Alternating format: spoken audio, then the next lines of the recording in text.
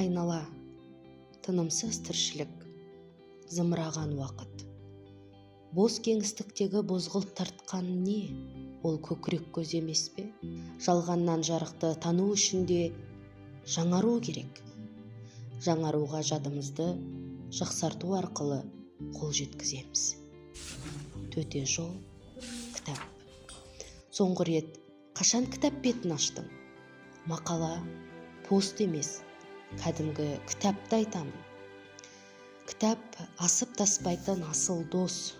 Керегіңді содан аласың, жолыңды содан табасың.